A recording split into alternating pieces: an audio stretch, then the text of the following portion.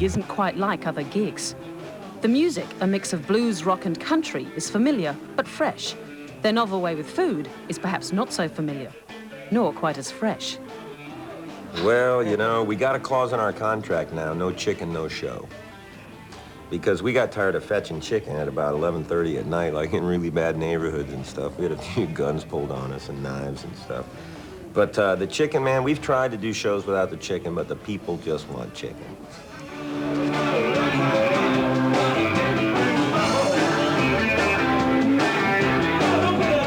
I mean, there's hardly any bands that have a sense of humor anymore. They take themselves so seriously that it's actually kind of nice if you have a sense of humor. You kind of, you're a step above the rest of the, you know, or you know what I mean? At least to me. But all old rock and roll had tons of humor in it, you know? Everything from the Coasters to Louis Jordan, all kinds of stuff like that. And we're just, you know, kind of, I guess, prolonging that tradition or whatever you would say.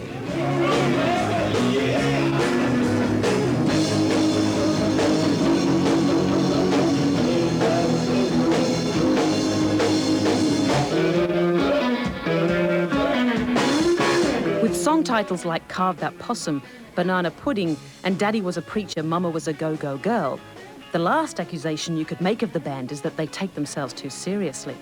Everywhere we go, there's a good reaction. People do react differently. Like in Germany, you know, they'll be digging it and loving it and won't leave, but they'll just kind of stand there with their black leather jackets and grunt a lot, but they dig it.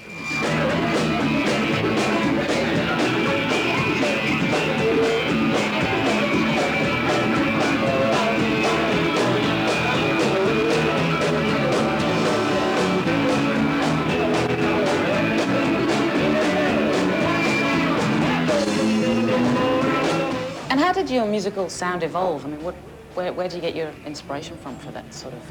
Well, living in the woods was really good for it. Growing up in North Carolina was good for it. Having crazy relatives is good for it. You know what I mean? We all grew up in towns where the radio was all AM radio, and back then AM would play a country, in a small southern town they would play a country song, an R&B song, a rock and roll song, and it was all the same. Because half the town's white, half the town's black. Yeah, one station, kind of have to bounce around the types. And that's kind of like what our music is, too. It's kind of like I always thought it was kind of like a plate lunch, you know what I mean? Like a southern plate lunch, because everything's been cooking a long time, but once you throw it on the plate, it all kind of runs together. And, you know, you can taste certain things, but it kind of has its own unique taste.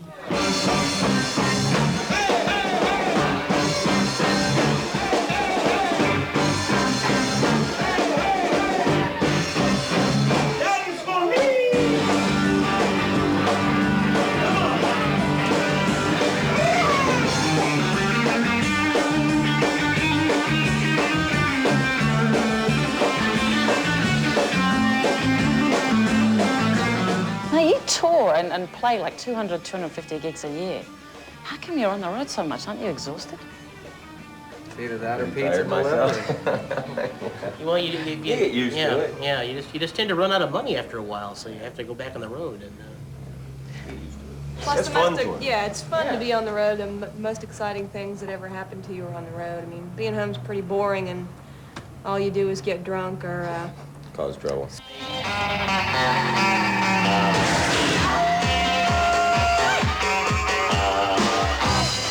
Some of that trouble brewed last year, leading to a parting of the ways with their record label, Geffen. But Geffen may regret the split. With a couple of Southern culture on the Skids songs on the soundtrack for the film Perdita Durango, and successful singles like House of Bamboo, the band may soon have to change their name to Southern Culture hit Pay Dirt. Can you tell me a little bit about how you came to record that? It was in my mom's record collection. All those hipsters should know that. It's an old Earl Grant song. I just really liked it. And Rick just walked around the house for 2 days going, House of Bamboo. Let's just learn the song so that you'll get sick of it and quit saying that. And plus, it's a song about a coffee house, so he'd be drinking coffee all day long, which would just fuel the fire to say it over and over.